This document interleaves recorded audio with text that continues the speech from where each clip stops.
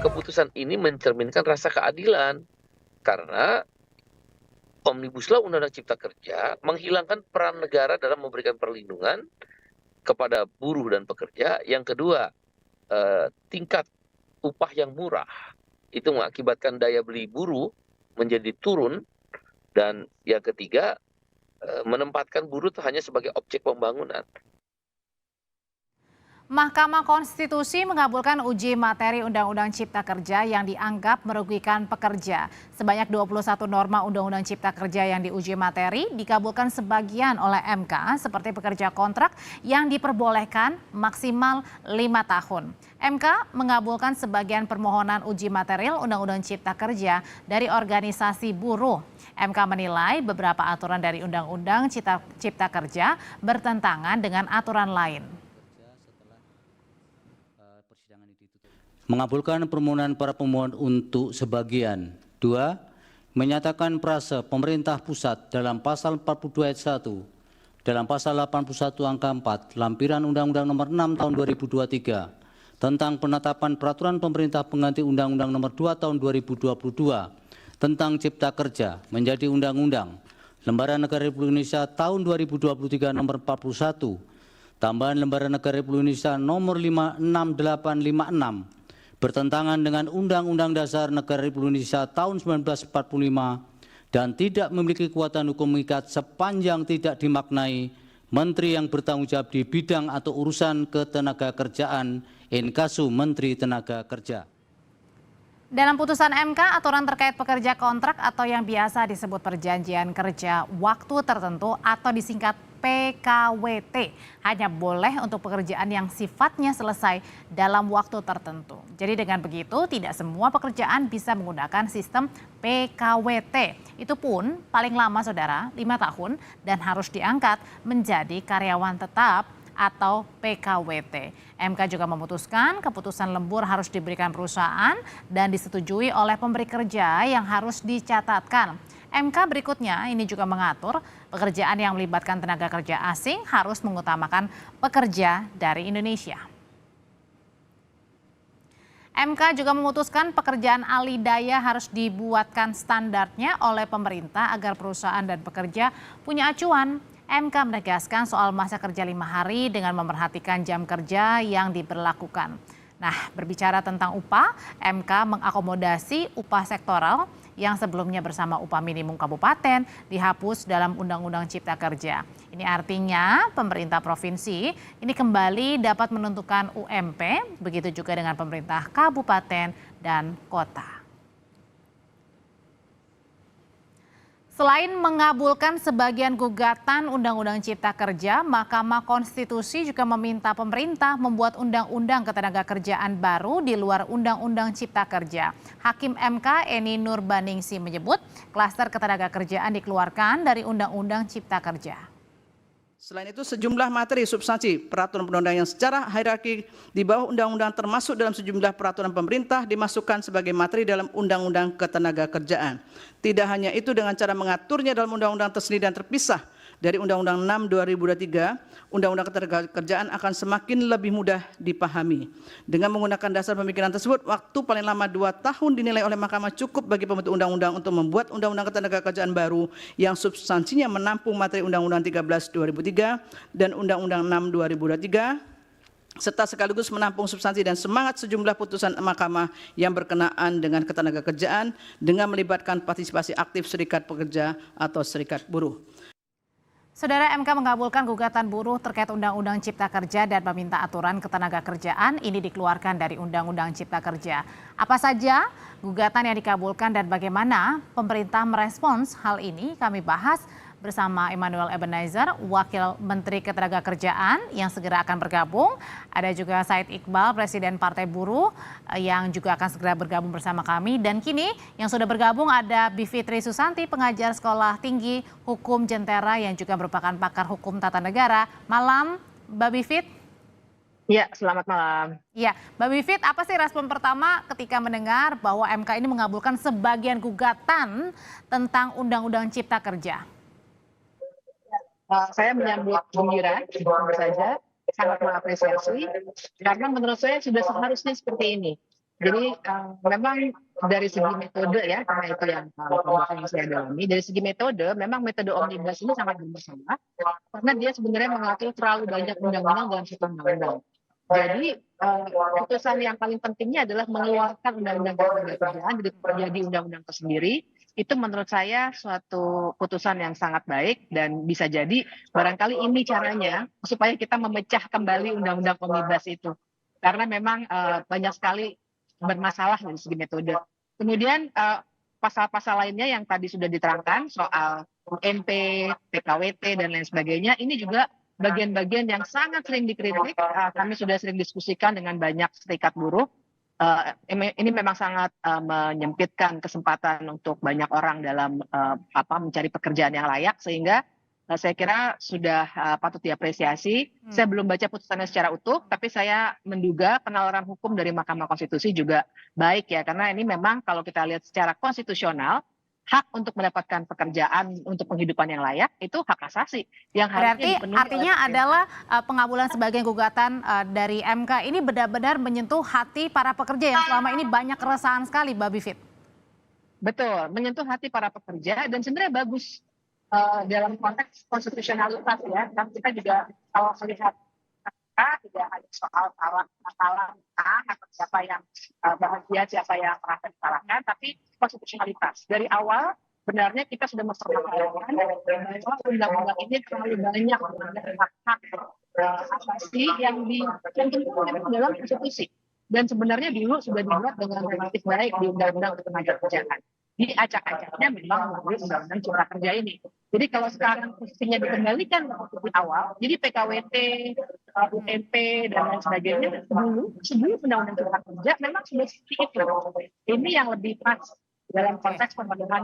Mbak Bivit, kita bahas dulu misalnya soal pekerjaan perpanjangan perjanjian kerja waktu yang maksimal adalah 5 tahun atau 5 kali perpanjangan begitu. Nah ini kan menguntungkan ya sebenarnya buat buat karyawan begitu. Nah tapi satu sisi apakah dengan kebijakan-kebijakan ini justru membuat deg-degan nih para pemberi kerjanya, para perusahaan? Pasti deg-degan, tapi kan persoalannya adalah yang harus diperhatikan ketika ada hubungan kerja, ada jaminan untuk penghidupan yang layak nggak bagi orang itu, karena ini hak asasi. Jadi kalau seseorang pemberi kerja sudah memutuskan untuk membuat korporasi sedemikian rupa dengan hiring konteksnya yang sedemikian rupa, maka dia pasti sudah memperhitungkan secara ekonomi. Nah persoalannya waktu Undang-Undang Cipta Kerja dibuat, banyak pengusaha yang mau meminimalkan seminimal mungkin biaya produksinya, dan yang paling mudah untuk merendahkan biaya produksi adalah dengan memperlakukan pekerja dengan cara seperti itu. Tapi sebenarnya jelek sekali loh Mbak, saya banyak sekali mendengar cerita dan sudah melakukan beberapa penelitian juga, karena waktu PKWT waktu itu tidak dibatasi, akibatnya adalah pemberi kerja itu ibaratnya tuh bisa perpanjang kontrak terus. Suka-suka gitu ya Mbak ya? Sesuka-suka. Masalahnya adalah kalau kita berdasarkan PKWT saja, maka tidak ada jaminan sosial. Jadi nggak ada kepastian soal asuransi kesehatan. BPJS oke, memang ada skemanya, tapi kan berarti tanggung jawab pemberi kerja misalnya untuk menyediakan iuran BPJS-nya jadi tidak ada. Jadi kita harus menanggung sendiri misalnya begitu. Itu masalahnya dengan perjanjian kerja waktu tertentu. Jadi tidak ada status sebenarnya. Oke, Mbak Bivit, kalau dulu kan ini isinya adalah membuka sebanyak mungkin kesempatan buat tenaga kerja asing masuk begitu ya. Nah kalau ini sebaliknya nih, mendahulukan tenaga kerja Indonesia dengan pembatasan bagi tenaga kerja asing. Ini merupakan sesuatu hal yang baik juga begitu? Kita harus lihat nanti pelaksanaannya ya. Tapi memang kalau di level undang-undang kita belum bisa membaca secara konkret. Tapi begini, kenyataannya di lapangan yang terjadi adalah masuknya tenaga kerja asing, ternyata tenaga kerja asing yang juga unskilled. Jadi yang dibayangkan kan sebenarnya oke, kita boleh pakai tenaga kerja asing, tapi yang memang keahliannya tidak dimiliki oleh orang Indonesia. Tapi nyatanya kita lihat di beberapa smelter itu pekerja dari Cina misalnya gitu ya, RRC ya, yang didatangkan ke Indonesia menggunakan celah itu, padahal sebenarnya pekerjaan-pekerjaan mereka juga yang bisa dilakukan oleh WNI. Nah akibatnya terjadi kesenjangan juga dari segi gaji, kemudian dari segi jaminan sosialnya, dan tentu saja kesempatan kerja jadi semakin kecil. Akibatnya di banyak tempat itu pekerja lokal itu hanya menjadi ecek-eceknya gitu ya, kerja-kerja yang tidak terlalu substantif dan tidak menimbulkan dampak yang bagus bagi perekonomian lokal. Yang diuntungkan hanya pengusahanya saja, bukan perekonomian lokal secara umum. Oke, Gitu Mbak ya. Bivit, ini balik lagi nih ke putusan MK yang salah satunya adalah memerintahkan untuk membuat Undang-Undang Cipta Kerja yang baru dengan cara mengeluarkan klaster ketenaga kerjaan. Nah, berarti ini yang sekarang ini berlakunya gimana nih, Mbak? Apakah sudah berlaku atau harus menunggu atau gimana ini? Yang putusan-putusan yang pasal-pasal tadi sebenarnya sudah langsung berlaku. Nah, tapi memang ada perintah lanjutan 19 tahun harus selesai dan itu secara keseluruhan yang dikeluarkan dari Mbak Bivit, mohon maaf boleh diulangi lagi, Mbak?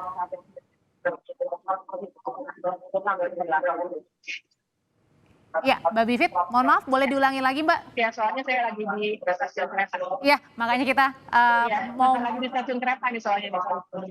Oke, nggak apa-apa, diulangi lagi Mbak Bivit. Jadi, iya, kalau untuk pasalnya itu langsung berlaku.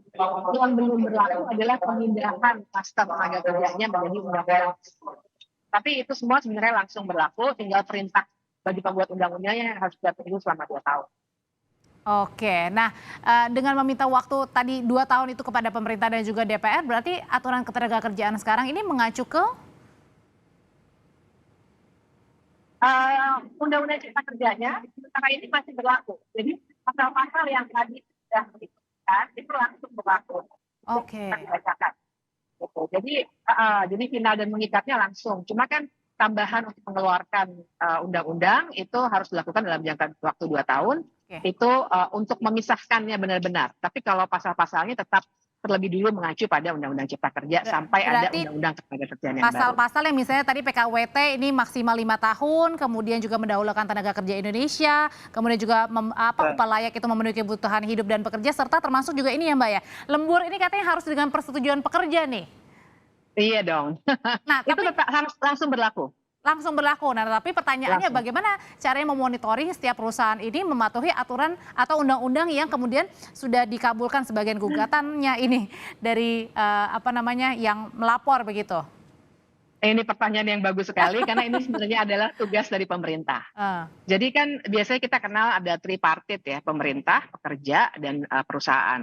Nah, nanti wewenang pemerintah dalam hal ini adalah untuk mengawasi apakah benar perusahaan-perusahaan itu menjalankan apa perintah undang-undang. Nah, nanti di situ akan bekerja tuh dari dinas-dinas di pemerintah-pemerintah daerah maupun dari Kementerian Ketenagakerjaan sendiri. Jadi memang harus dimonitor dan buruh dan serikat buruh sebagai stakeholder-nya, pemangku kepentingan, saya kira harus membantu dan melaporkan seandainya ada pelanggaran-pelanggaran yang masih dilakukan oleh perusahaan. Masalah gini Mbak Bivit, katakanlah yang tadi ya berbicara masalah lembur ini harus dengan persetujuan dari para pekerja. Nah kan mungkin juga kita yang sebagai karyawan ini juga bingung ya kalau misalnya kita mau hitung-hitungan nanti dikiranya mungkin kita tidak loyal begitu. Tapi satu sisi dari perintah Undang-Undang MK sendiri ya mengatakan bahwa lembur itu harus dengan persetujuan kita sebagai karyawan.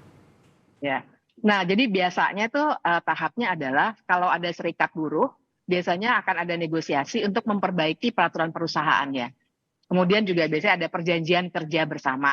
Nah itu biasanya akan dinegosiasikan dulu supaya memberikan pengaturan yang lebih konkret dan lebih jelas untuk melaksanakan undang-undang itu. Nah tapi saya paham bahwa ketakutannya sekarang karena pasar kerjanya ramai ya, jadi kita takut dipecat juga.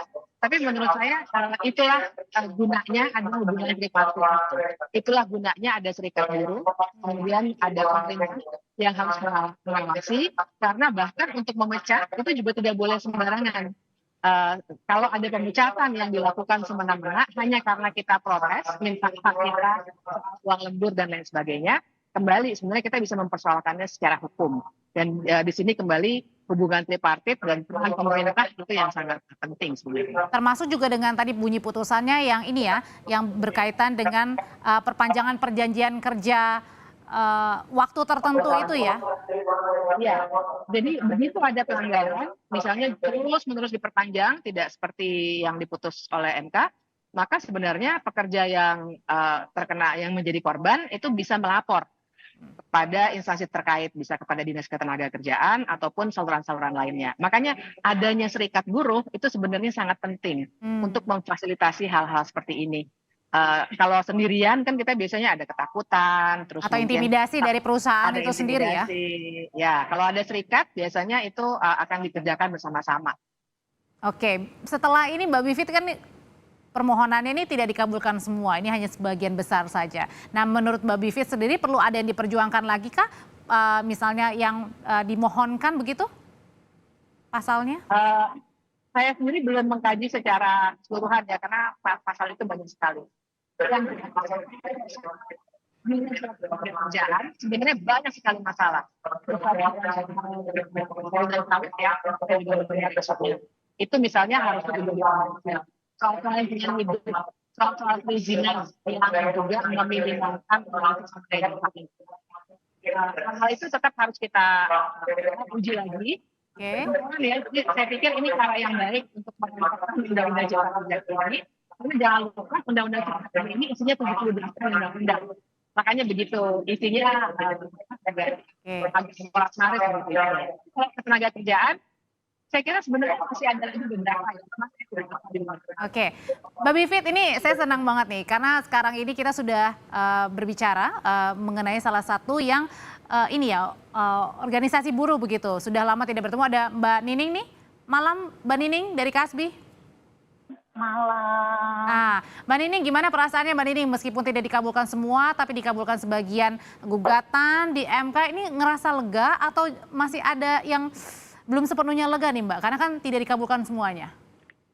Iya, kalau bicara lega tentu kita belum lega ya, karena kita tahu sebenarnya watak dari kekuasaan di mana sebenarnya kalau memang patuh terhadap hukum kan sebenarnya sejak dari awal Mahkamah Konstitusi sudah memutuskan sebenarnya undang-undang ini adalah inkonstitusional gitu ya gitu. Diberikan waktu untuk 2 tahun untuk melakukan perbaikan. Tapi dalam praktek dan realitanya justru kemudian muncul perpu yang dipaksakan. Nah, seharusnya memang kalau kita lihat putusan Mahkamah Konstitusi ini mendorong ada perbaikan terhadap Undang-Undang Cipta Kerja gitu ya, di mana sebenarnya Mahkamah Konstitusi juga melihat adanya Undang-Undang Ketenagakerjaan dengan Undang-Undang Cipta Kerja ini tidak ada sinkronisasi, tidak ada harmonisasi, sehingga Undang-Undang Cipta Kerja ini bertentangan dengan prinsip-prinsip. Boleh dibesarkan lagi Mbak Nining suaranya? Ya, Mahkamah Konstitusi sebenarnya melihat Undang-Undang Ketenagakerjaan dan dengan Undang-Undang Cipta Kerja ini kan tidak ada sinkron, tidak ada harmonis gitu ya gitu, di mana Undang-Undang Cipta Kerja ini bertentangan dengan prinsip-prinsip Undang-Undang Dasar 1945. Okay. Nah, jadi kita melihatnya sebenarnya bahwa problem Omnibus Law Undang-Undang Cipta Kerja ini kan tidak hanya bicara tentang persoalan klaster ketenaga kerjaan, tapi di sana ada 11 klaster, termasuk juga tentang persoalan agraria, sumber daya alam.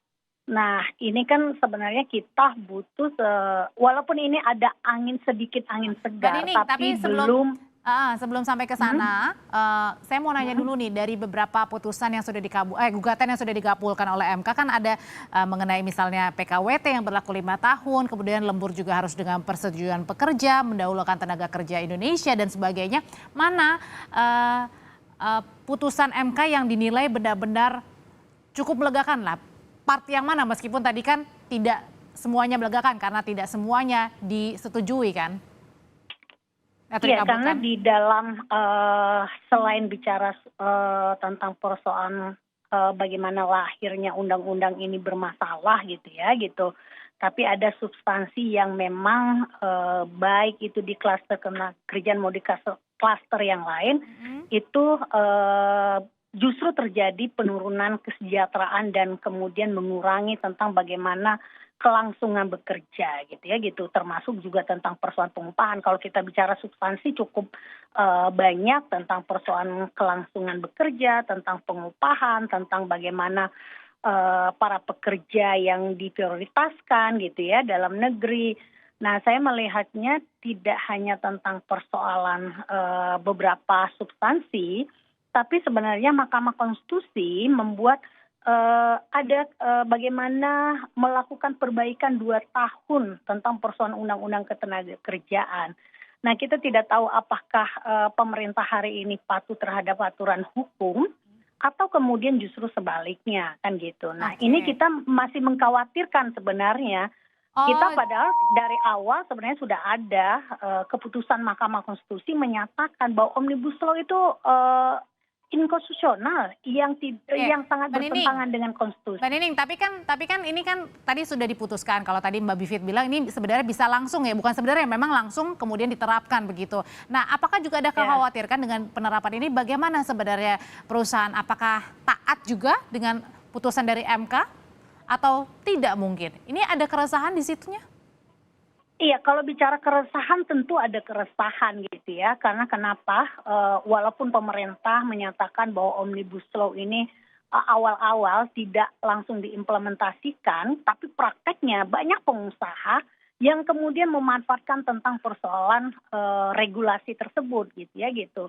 Nah, kita tahu watak sebagian besar para pemodal kapital di negeri ini seringkali tidak patuh terhadap hukum. Artinya bagaimana tentang persoalan pencegahan, pengawasan, dan penegakan hukumnya. Jangan-jangan ini hanya kemudian nanti formalistik gitu ya untuk mengembalikan kepada Undang-Undang Ketenagakerjaan nomor 13.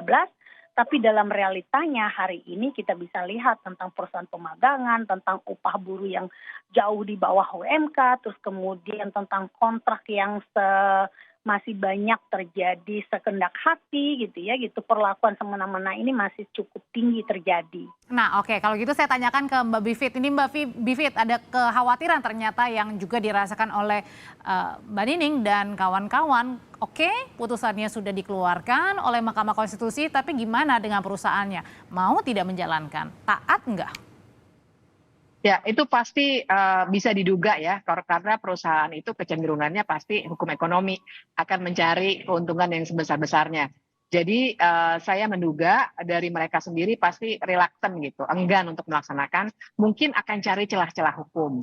Misalnya bilang bahwa harus ada PP-nya dulu dan lain sebagainya. Tapi saya ingin bilang harusnya justru nih bagusnya memang kalau ada dari Kementerian Ketenagakerjaan. Kementerian Ketenagakerjaan kalau memang mereka mau membuktikan bahwa mereka adalah orang-orang yang mau membangun negara hukum, mestinya mereka akan tegaskan ke semua perusahaan bahwa ini harus langsung dilaksanakan.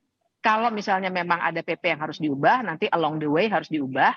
Tapi serikat-serikat buruh dan buruh secara umum juga harus sudah boleh memperjuangkan dari sekarang untuk perubahan-perubahan yang sifatnya teknis di perusahaan.